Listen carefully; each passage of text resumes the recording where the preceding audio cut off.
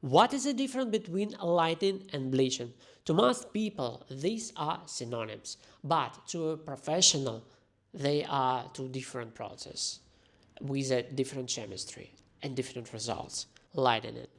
This uses permanent dye plus developer, powered by ammonia or ethanol. The dye oxidizes the natural melanin and deposits a new tone at the same time. It can lift 1 to 5 levels. It's stressful for the keratin, but it's hard to kill hair with this if you are competent. You get soft hair and a blonde result through it's usually a bit warmer and more natural. Pure white is hard to reach this way. Bleaching or decolorizing.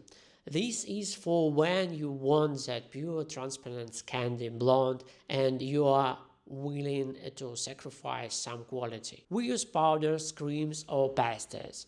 The heavy lifting is done by persulfates. Bleach oxidizes everything, creating voids inside the hair. This makes the color look lighter, but the hair loses up to 30% of its mass. It gets drier and more fragile. Unlike if we are using lightening cream, which stops after about an hour, bleach keeps eating the hair until you wash it off. Bleach can lift 5 to 9 levels. It's the only way to go from a very dark base to clear, pale result without compromise. If you want to know more about hair, subscribe, like and ask questions. This was Very Products. See you in the next one.